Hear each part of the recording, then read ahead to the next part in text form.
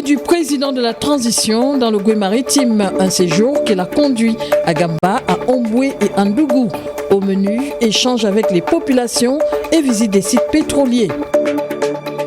En vue d'améliorer les conditions de vie et de travail des agents des directions provinciales des travaux publics à l'intérieur du pays, la tutelle vient de mettre à la disposition des personnels des véhicules de service. La campagne sur le référendum débute le 6 novembre prochain. En prélude à cet événement, la rédaction de Gabon Première s'attelle dans un format pédagogique et explicatif sur cet enjeu.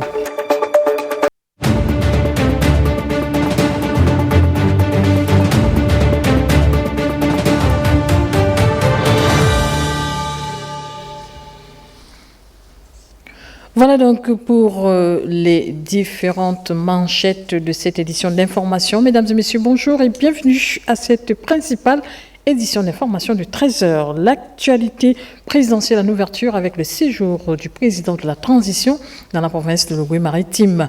Le général Brice Clotaire Oligingema est arrivé hier à Gamba où il a reçu un accueil digne de mémoire avant de visiter le site de la société Assala Énergie. Sur place, depuis Gamba, bienvenue Miko Vigor Ivunza. Pour le président de la transition, c'est le premier séjour officiel ici à Gamba. Une étape historique pour la valorisation des ressources énergétiques et de la biodiversité. Dans cette cité pétrolière où les populations lui ont réservé un accueil plein de chaleur à sa descente d'avion. Avec les membres du gouvernement et du CTRI qui l'accompagnent dans ce périple marigovéen, le président de la transition s'est ensuite rendu au terminal pétrolier de Gamba. C'est un honneur et un privilège de vous accueillir ici, chez vous, à Gamba, au sein du terminal qui incarne notre engagement en faveur d'une production respectueuse des meilleures normes internationales en matière d'environnement. Je ne ferai pas un discours. Vous m'aviez dit que vous me confiez 52 000 barils et que nous n'avions pas le droit d'échouer. Je suis venu, j'en ai discuté avec ces hommes et ces femmes. Hier, nous avons produit 55 606 barils, dont 6 600 qui venaient de Gamba.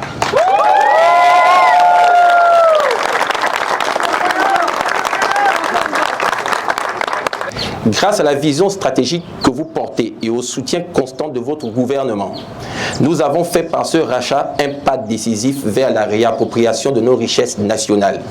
Cette acquisition marque une étape symbolique puisque 67 ans après, nous reprenons une partie essentielle de notre production, affirmant ainsi notre souveraineté énergétique. Nous ne nous arrêterons pas en si bon chemin. Nous avons vocation à grandir davantage avec, nous l'espérons, de nouvelles parts de marché. Pour conclure, nous voudrions vous réitérer notre engagement, celui de travailler sans relâche pour mériter la confiance placée en nous. Produire plus, produire mieux et assurer un avenir prospère à nos communautés est la mission que nous portons avec fierté derrière le nouveau visage de la Société nationale d'hydrocarbures du Gabon. Le site récemment acquis par l'État gabonais à travers le rachat d'Assala Énergie vient renforcer le contrôle national sur les ressources énergétiques. Un acte majeur conforme à la vision du CTRI et du général Brice Clotaire Oligingema qui s'emploie à maximiser les retombées économiques et sociales issues des richesses naturelles du pays. L'incorporation définitive d'Assala Énergie sous la bannière nationale est une victoire collective. Une victoire collective pour nous tous. Et je ne cesse de vous le dire. C'est une démonstration éclatante de notre capacité à exploiter nous-mêmes nos propres ressources énergétiques, malgré les doutes de certains observateurs. Le succès de cette entreprise dépendra de votre volonté et de votre capacité à gérer, je dis bien à l'administrateur général, à gérer cette transformation avec rigueur et ambition. En cela, je vous fais confiance, également à vous. Les marges de progression sont réelles, mais elles ne seront atteintes qu'avec le concours de tous. de nous tous, du gouvernement, des entreprises, des communautés et de vos collaborateurs. Au nombre des actifs de la société Assala Énergie, on compte l'aéroport de Gamba, de bases logistiques, mais aussi des installations offshore et un camp d'une capacité d'accueil de plus de 360 personnes. Pour la suite de son séjour dans cette province de Logoué-Maritime, le président de la transition s'est également rendu à Ndougou, dans le département du Timboué. Une visite pleine d'espoir pour les populations de cette contrée au potentiel naturel exceptionnel. On retrouve Bienvenue Minko et Armand Moupende. Ndougou. Pour la première fois de son histoire, la localité reçoit la visite d'un homme d'État. En dépit de la pluie qui s'est abattue sur la région, le président de la transition a tenu à marquer de son empreinte ces instants que personne ici n'oubliera certainement pas de sitôt. La joie qui m'anime est également la vôtre, parce que nous partageons les mêmes problèmes. Et ces problèmes, on se doit d'être ensemble pour trouver des solutions. Tout ce que vous avez dit est légitime. Vous méritez une route. Et je pense que Ndongo, c'est le grenier de Logoué-Maritime. C'est le grenier du Gabon. On ne peut pas le nier, c'est une évidence. Et c'est vrai, la banane, elle est là. On a besoin de vivre, on a besoin de la banane. Et il faut trouver des solutions pour qu'on puisse l'acheminer vers Port-Gentil. La seule solution la plus rapide, c'est la route. Le bateau fluvial, c'est bien, mais après, ça va coûter un peu plus cher. Mais la route, à tout moment, on peut évacuer les produits. Et voilà pourquoi je dis toujours, dans nos projets au CTRI, on met la route comme facteur de développement. Dans cette localité au potentiel naturel exceptionnel, le général Brice Clotaire Oligui-Nguema est venu s'imprégner des difficultés du quotidien pour des solutions concrètes. La société viendra faire la route, mais on va la mettre avec péage. Il y a des camions qui passent chaque jour, on paye juste 500, 600, 800 pour que la nourriture arrive. Et la route, on ne va pas s'arrêter seulement entre Ndougou et Omboué. Il faut également l'amener à Gamba. Il faut faire le pont sur la lagune et après traverser pour arriver à Mandilo. Donc l'objectif pour nous, CTRI, c'est que demain, on puisse relier Logoué-Maritime à la province de la Nyanga ou à la province de l'Angounié. L'espoir pour tous, à travers cette visite historique, est désormais permis dans cette bourgade où le président de la transition et le CTRI entendent relancer la machine du développement. Et comme pour joindre l'acte à la parole, séance tenante, le général Brice Clotaire Oligui-Nguema a offert du matériel d'entretien aux populations. Le voyage du président de la transition dans le Logoué-Maritime est également l'occasion de jeter un regard sur les atouts socio-économiques et environnementaux de cette province de Logoué-Maritime. L'analyse est faite par Patricia Lydie Mouelet. Il était attendu ici depuis le coup de la libération. Le général Brice Clotaire Oligui-Nguema aujourd'hui arrive à Omboué. Dans cette ville, aux allures de cité balnéaire, le président de la transition est accueilli dans la ferveur populaire. On a attendu pour ce moment. Nous sommes fiers du président Oligui. C'est le changement. On a tellement de problèmes à Omboué. On est content qu'il arrive parce qu'on vit des situations impossibles. Cet enfant-là, c'est un béni de Dieu. Mon fils, tu ne pouvais pas savoir la joie de nous, les mamans de Timboué. Nous sommes contentes. Depuis la prise du pouvoir, c'est un enthousiasme pour toutes les populations du pays. Donc, Timboué n'était pas amarre. Dignitaires, notables, hommes et femmes de toutes conditions, sans distinction, se sont mobilisés pour lui offrir ici à Omboué un séjour digne de mémoire dans cette localité où des questions de développement se posent chaque jour. Je ne vais pas revenir sur toutes vos doléances. Sachez seulement que je les ai bien notées. Pour autant, je prête une oreille attentive à la question de l'amélioration des plateaux techniques dans les unités sanitaires d'Omboué. Et et de Ndungu district. Autant qu'à la construction de la brigade de gendarmerie et à la poursuite des efforts dans l'atténuation du conflit homme-faune. S'agissant de la santé, elle constitue un axe majeur de l'action du CTRI.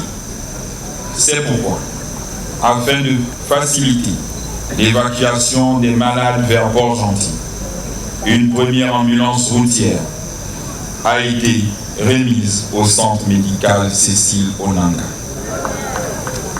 Et l'ambulance fluviale sera livrée très prochainement.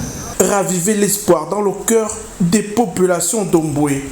Dans un pays où l'action du CTRI a apporté des changements significatifs depuis le 30 août dernier, l'essor vers la félicité ici se conjugue désormais au présent. Aujourd'hui, je voudrais prendre l'engagement de redonner ces lettres de noblesse au département des Timboué.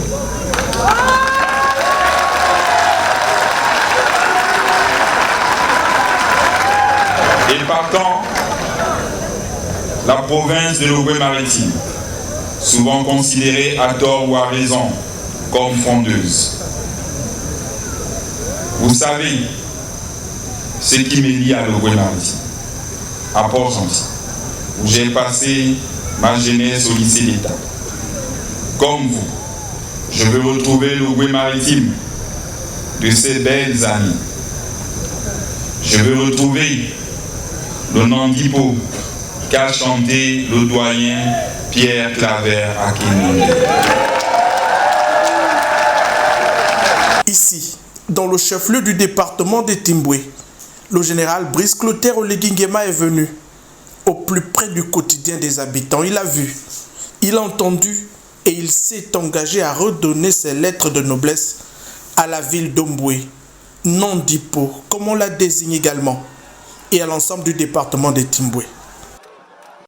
Alors, vous l'avez rectifié de vous-même. En séjour, donc, dans la province de l'Ogooué-Maritime, le président de la transition, le général Brice Clotaire Oligingema, a également été reçu à Omboué, dans le chef-lieu du département des Timboué, où il a rencontré les populations locales. Le général Brice Clotaire Oligingema a par ailleurs annoncé plusieurs projets d'intérêt commun.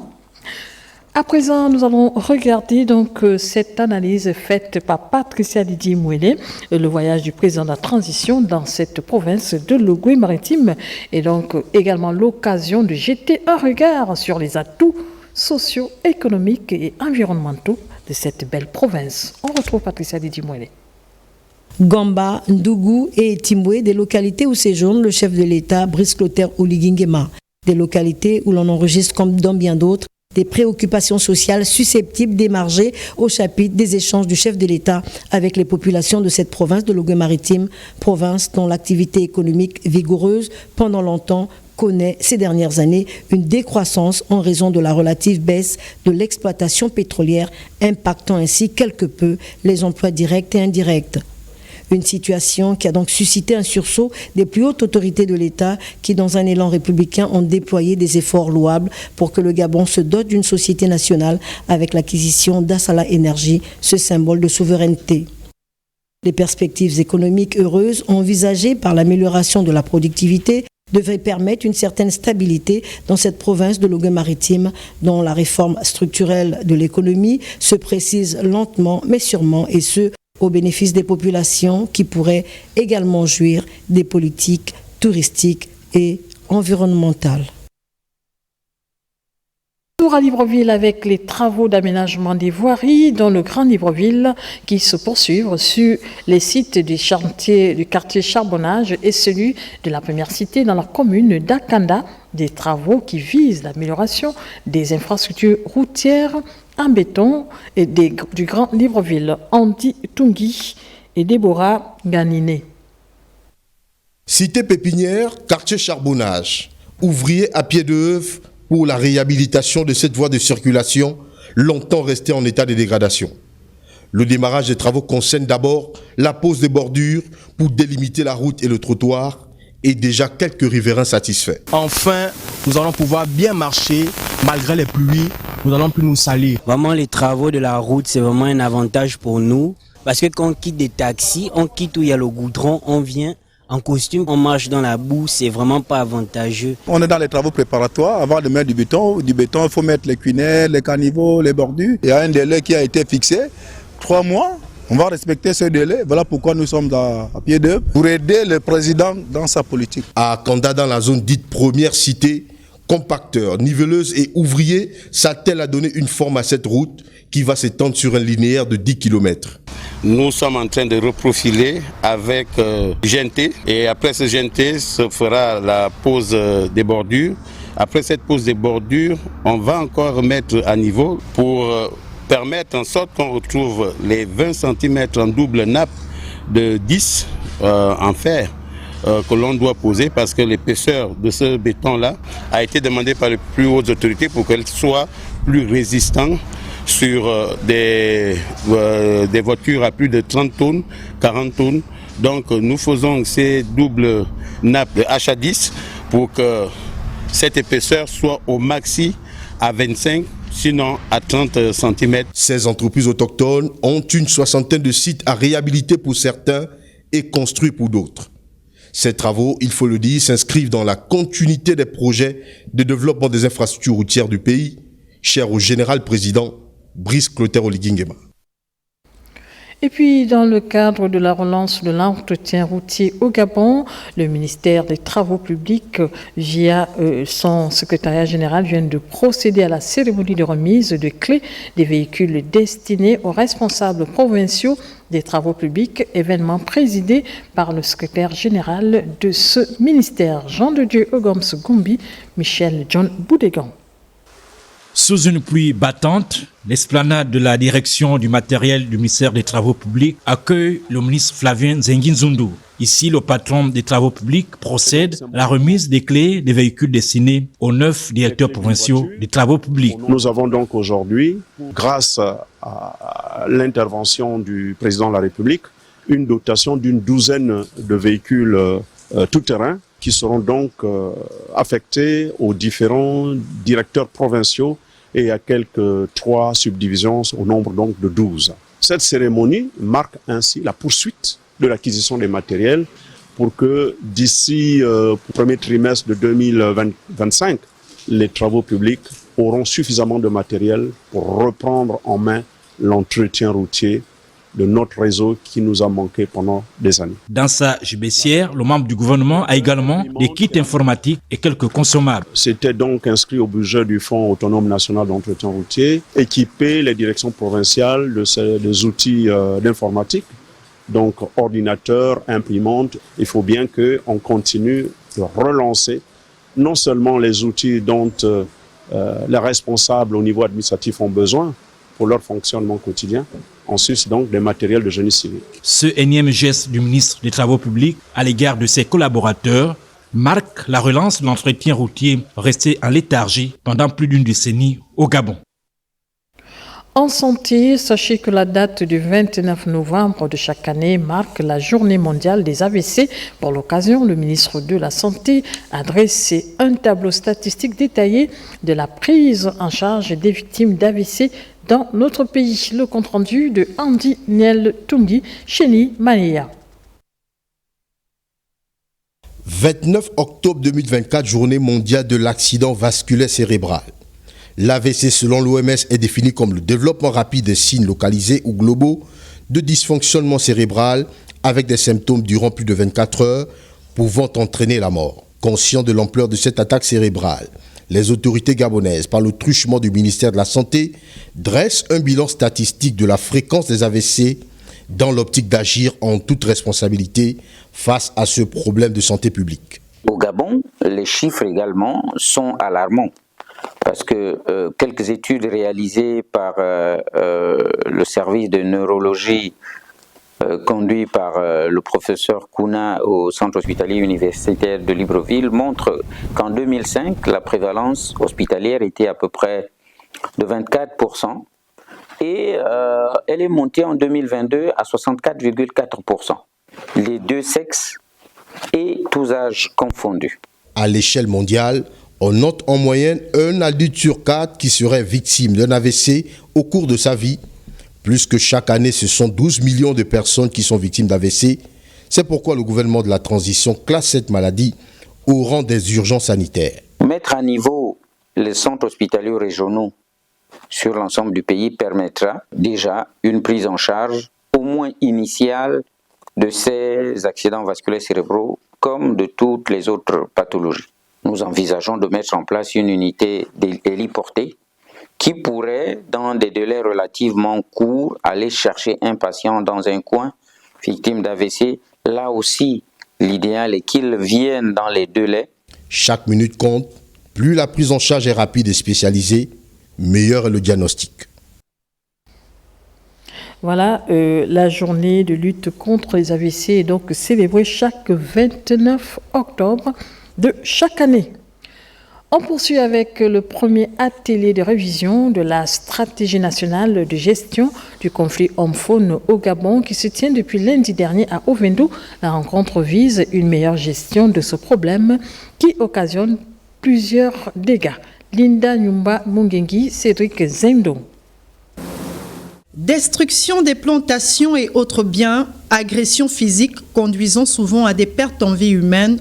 Voici les dégâts enregistrés généralement au Gabon dans le cadre du conflit homme-faune. La problématique des conflits homme-faune est complexe. Il n'est pas efficace d'aller en ordre dispersé, mais d'adopter dorénavant une approche coordonnée et concertée. C'est pour cela que le WWF Gabon et le projet Tridom GIZ ont accepté de se tenir aux côtés du gouvernement de la transition pour finaliser la stratégie nationale engagée il y a de cela quelques années et le plan d'action qui y est adossé. Durant 3 jours, il est donc question pour les différents experts d'examiner et mettre à jour la stratégie nationale de gestion et le plan d'action qui permettront d'améliorer la cohabitation entre les hommes et les éléphants spécifiquement. L'atelier qui se tient du 28 au 30 octobre 2024 rencontre la vision des plus hautes autorités, en tête desquelles le président de la République, chef de l'État, son Excellence le général de brigade Brice Clotaire Oligui Nguema.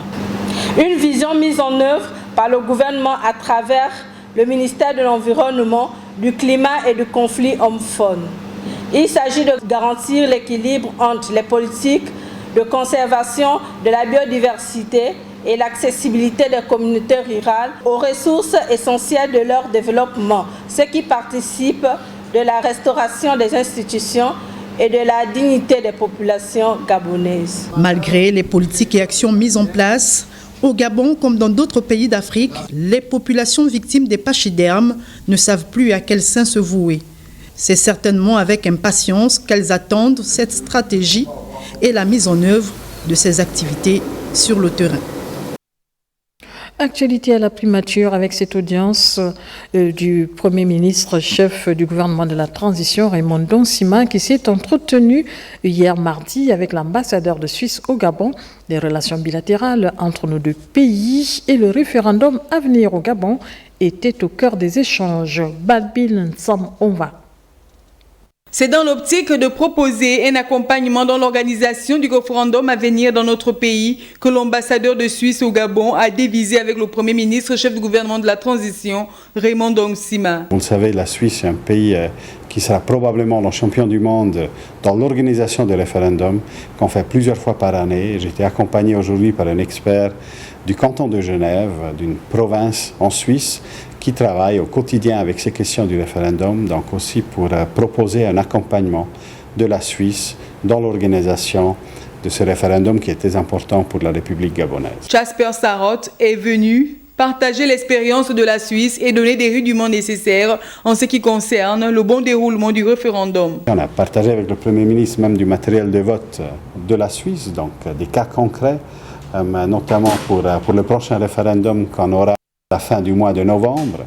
Et donc, je pense que le Premier ministre était impressionné de voir comment on le fait chez nous, de voir vraiment le cas concret aussi. Quel est ce matériel de vote, comment ça se présente en Suisse, comment on l'organise chez nous. Donc on a eu, même si la réunion était brève, mais elle était très technique. et je pense intéressante et enrichissante aussi pour le Premier ministre. Reconnu comme l'un des pays leaders en matière d'organisation de référendums, la Suisse a proposé son expertise pour accompagner le Gabon dans cette étape cruciale de la transition. Cette initiative est perçue comme une opportunité précieuse pour renforcer le processus démocratique gabonais. Pour la suite, on parle de l'ouverture hier à Libreville des travaux d'un atelier sur l'intelligence spatiale au service de la défense nationale. Des travaux présidés par le ministre de l'économie numérique, le général de brigade Bon Jean-Rodrigue Banza, au centre des compétences de l'Agence gabonaise d'études et l'Observatoire spatial vise, entre autres, à se pencher sur les outils avant de permettre une gestion des risques sécuritaires. Le point avec Cabrel Guilin, les mamies Gérard Magnagna. L'intelligence spatiale au service de la défense et de la sécurité nationale, c'est le thème de ces assises initiées par l'Agence gabonaise d'études et d'observation spatiale, présidée par le ministre de l'économie numérique. Les dites assises visent entre autres la mise en place d'un système de surveillance du territoire assisté par satellite. Donc l'idée, c'est de mettre à disposition des forces de défense et de sécurité les outils que nous avons pour bien gérer en termes de sécurité le pays. Il y a d'autres outils qui sont en cours d'acquisition, qui devaient normalement servir à sécuriser de manière plus dense encore notre pays, sur le plan maritime et sur le plan terrestre. Ces travaux se tiennent au moment où les menaces sécuritaires échappent de plus en plus aux méthodes traditionnelles de détection. C'est ici une plateforme pour la GEOS de montrer ses compétences et de voir comment s'adapter aux nouvelles stratégies et outils pour assurer la sécurité nationale. Aujourd'hui, avec les nouvelles tendances de la criminalité matérialisée par des activités illégales transfrontalières, la piraterie maritime, la criminalité phonique et environnementale, pour ne citer que celle-là, la sécurité nationale placée au cœur des priorités de la vision stratégique du président de la transition, le général de brigade Brice Clotaire Oligui Nguema, est un enjeu primordial pour notre pays. Les résultats attendus des travaux de cet atelier sont multiples. Une meilleure compréhension des possibilités offertes par les technologies géospatiales pour le renseignement et l'analyse des événements. L'on peut désormais espérer qu'un cadre robuste de sécurité pourrait être créé à l'issue de ces travaux. Direction l'intérieur du pays, dans le cadre de la RSE, le directeur général de la SEM, Société équatoriale des mines, et le secrétaire général adjoint de la présidence de la République étaient dans la province de Logui-Vindo pour constater les travaux de réhabilitation de 2 bâtiments du lycée public de Makokou, cela en présence de Pélagie Mboui, notre envoyé spécial à Makokou. Accompagner le président de la transition dans sa politique sociale est l'objectif visé par le directeur général de la SEM, Société équatoriale des mines, qui, dans le cadre de la RSE, a réhabilité 2 bâtiments du lycée public de Makokou afin d'améliorer les conditions de travail des élèves et des enseignants. Il était primordial pour moi, en tant que directeur général de la Société équatoriale des mines, fils de la localité, de pouvoir mener certaines actions sociales. Nous avons réalisé plusieurs travaux, tels que des travaux d'étanchéité, de plomberie et d'électricité. Il est nécessaire pour nous d'accompagner le chef de l'État dans sa politique sociale.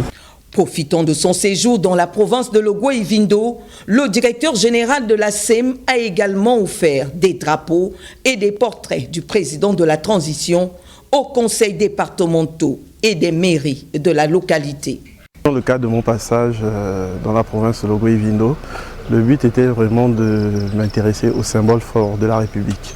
Donc en passant par la mairie de Makokou et le conseil départemental, j'ai pu remettre des drapeaux et des portraits du chef de l'État, président de la République, son Excellence le général de brigade Brice Clotaire Oligui Nguema. Des symboles forts de la République qui renforcent l'unité, la solidarité, l'harmonie et la paix des Gabonais. Le drapeau représente la personne morale de la nation et le portrait du président de la République, la personne physique qui incarne l'autorité suprême de cette nation. Mon sentiment est un sentiment de joie et de satisfaction de temps, puisque nous en avions vraiment besoin au niveau de la commune de recevoir ces dons de drapeaux qui en manquaient. Ce énième engagement RSE de la Société équatoriale des mines, dans le chef-lieu de la province de Logoué-Vindo, exprime la volonté de l'opérateur minier national à se tenir à côté de l'État pour un développement local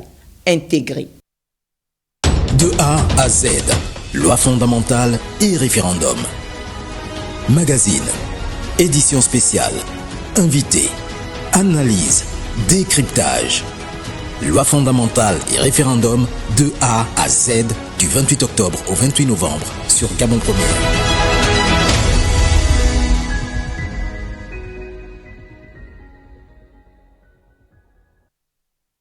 Et pour la suite de ce journal, vous le savez, c'est le 16 novembre prochain que le collège électoral est convoqué pour la nouvelle constitution par référendum.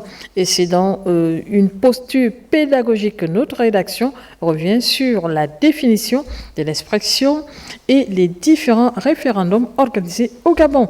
Jerry Bifugou, Gérard Magnagna pour le point. Avec les expressions Constitution et loi fondamentale, l'expression référendum a été, est et sera l'expression la plus usitée ces derniers temps. Et pour cause. Mais avant, que sait-on du référendum ? Selon le dictionnaire Le Grand Larousse, illustré édition 2015, le référendum est une procédure qui permet à tous les citoyens d'un pays de manifester par un vote l'approbation ou le rejet d'une mesure proposée par les pouvoirs publics. Cette expression en poche, d'aucuns pourraient se demander combien de référendums a-t-on connu au Gabon ? En pareille circonstance, qui, mieux que certains notables lucides, peuvent répondre ? Je crois personnellement que j'ai pris part à 3 référendums. Le premier, c'est celui du 28 septembre 1958, organisé par le général de Gaulle à la suite de l'effondrement de ce que l'on appelait l'Empire. Le référendum remonte donc à la période pré-indépendance pour consacrer la naissance de la République gabonaise. Le ministre de colonie s'appelait Gaston Defferre, avait d'abord fait voter le 26 juin 1956 une loi dite cadre, la loi cadre de fer, qui voulait préparer les colonies à s'autogouverner. Qui dit référendum dit une question. C'était une question qui paraissait unique, mais en fait, elle était à 3 volets. Vous voulez l'indépendance ? Mais très bien, mais je vous la donne.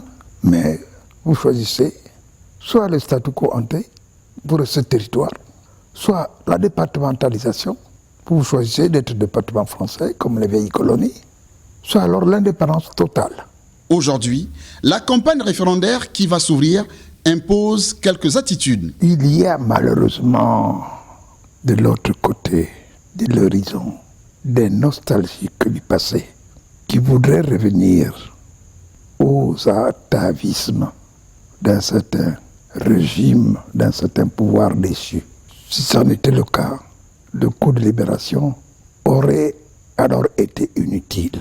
Une mémoire vive s'étant exprimée, dont acte. Comme particularité de ce référendum, du 28 septembre 1958, les résultats avaient été proclamés 6 jours plus tard, soit le 4 octobre 1958, alors que les moyens de communication n'étaient pas autant développés.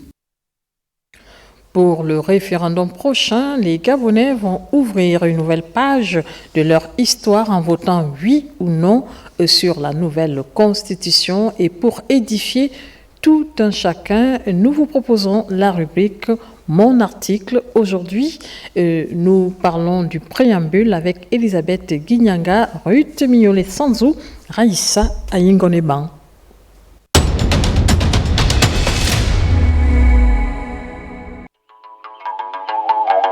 Le peuple gabonais, conscient de sa responsabilité devant Dieu, ses ancêtres et l'histoire, porté par l'esprit du 30 août 2023, entend reprendre sa marche vers l'édification d'un état de droit garant des droits et libertés fondamentaux. Soucieux de la préservation du patrimoine naturel et immatériel de la nation et respectueux des valeurs sociales profondes et traditionnelles qui l'unissent.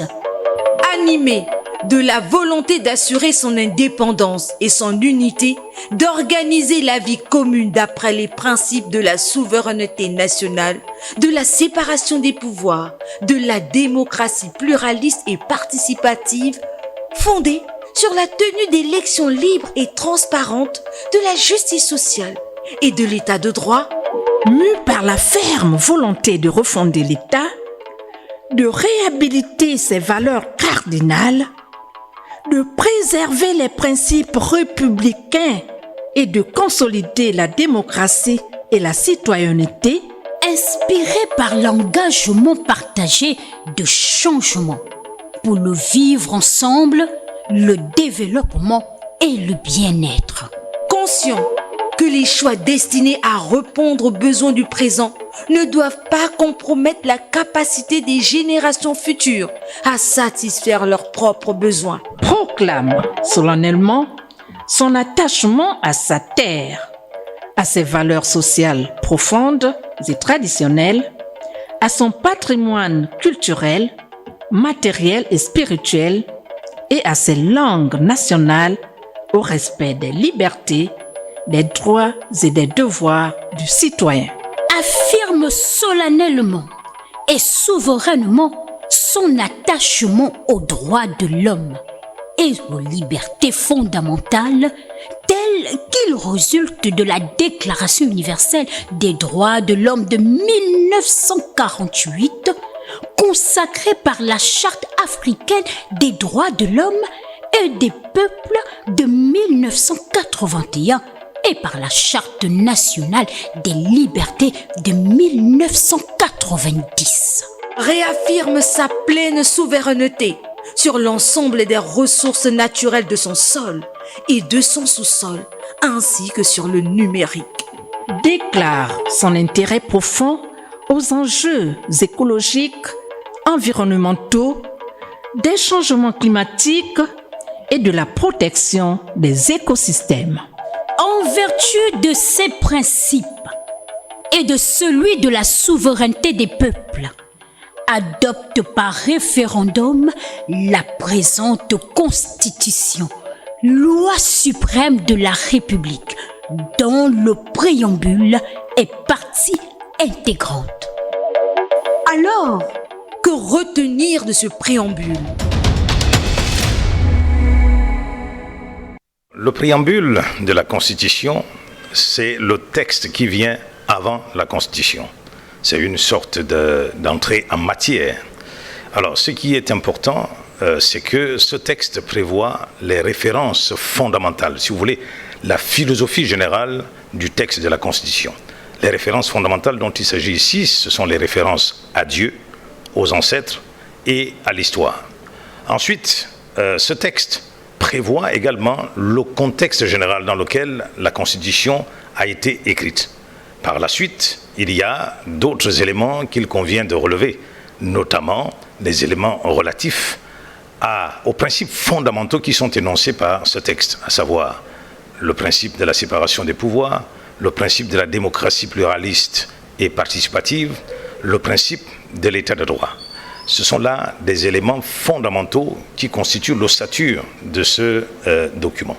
Alors, le troisième élément qui intervient ici, c'est celui, n'est-ce pas, de la proclamation d'un certain nombre de valeurs sociales profondes, mais aussi traditionnelles, et qui renvoient par la suite à des droits et libertés fondamentaux tels qu'ils résultent d'un certain nombre de textes importants, notamment la Déclaration universelle des droits de l'homme, la Charte africaine des droits de l'homme et des peuples, et la Charte nationale des libertés.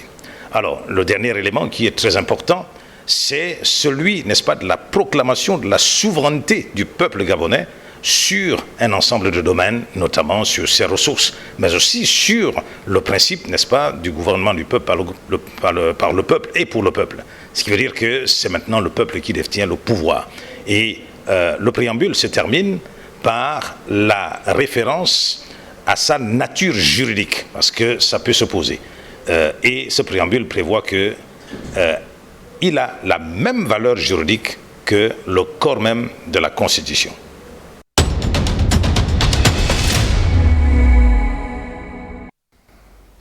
Voilà donc pour le préambule de cette nouvelle constitution. À quelques semaines du vote du référendum, les consultations populaires se poursuivent. La particularité de ces consultations réside dans l'expression exprimée par des compatriotes. Elvire Milenji fait une analyse là-dessus.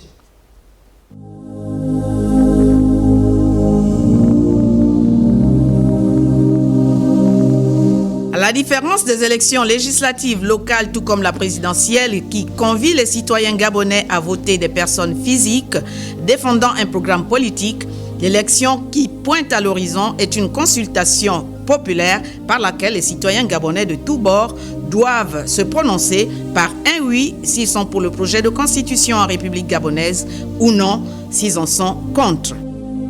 Nos chères études nous rappellent que la Constitution ou loi fondamentale n'est rien d'autre que ce réceptacle qui contient dans son creuset des textes fondamentaux qui établissent la formation d'un État, règlent les rapports entre gouvernants et gouvernés et déterminent l'organisation des pouvoirs publics.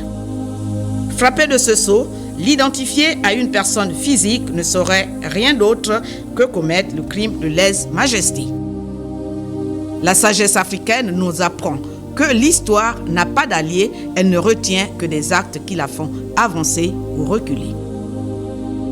Ce projet de constitution initié par le CETERI vient sortir les citoyens gabonais engouffrés 14 années durant dans un tourbillon politique ponctué de pertes de valeur aux stigmates indélébiles. Les actes posés par le comité de transition pour la restauration des institutions dans tous les secteurs ne souffrent d'aucune contestation.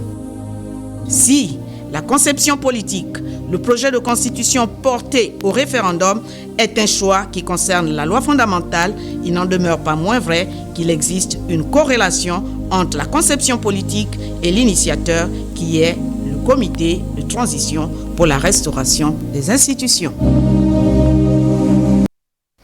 Voilà, et pour la boucle de cette édition d'information, la nouvelle constitution de Gabao met en lumière plusieurs enjeux importants. Il est vrai que la participation des Gabonais à son élaboration à travers le dialogue national inclusif devrait susciter un sentiment d'appropriation et de fierté. Pourtant, la réalité semble en décalage avec cette attente. Voici le regard de la rédaction à travers le biais et la plume d'Éric Zingi Badzinga, Moine Jok et la dextérité technique de Rodolphe Eyelevé. Attentive du texte lui-même. Il est vrai que les réseaux sociaux amplifient ce phénomène, permettant à chacun de s'exprimer, qu'il soit expert ou non. Cela crée un environnement où les critiques peuvent circuler rapidement, souvent sans fondement solide. Les intellectuels, qui devraient être des acteurs clés dans le débat public, peuvent parfois se laisser entraîner par cette dynamique, préférant s'engager dans des discussions polémiques plutôt que d'explorer le texte en profondeur. Avant de critiquer ou de soutenir une nouvelle constitution, il est essentiel de se renseigner sur son contenu. Cela permet d'avoir une opinion éclairée et de participer à un débat constructif. La critique est une partie intégrante de la démocratie, mais elle doit être fondée sur des faits et des arguments solides. Les débats doivent viser à améliorer le système, plutôt qu'à alimenter des polémiques stériles, quand bien même on cherche à s'alimenter en attirant l'attention du prince. Pour cela, pas besoin de s'inscrire dans la critique polémique de mauvaise foi. De A à Z, loi fondamentale et référendum. Magazine, édition spéciale. Invité, analyse, décryptage.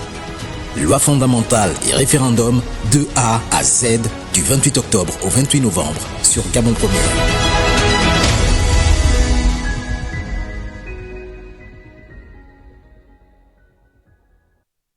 Voilà, ainsi prend fin cette édition d'information sur Gabon Première. À 18h30, Blaski au combat pour le journal des provinces. 20h, Lorna Awangi pour la grande édition d'information de 20h.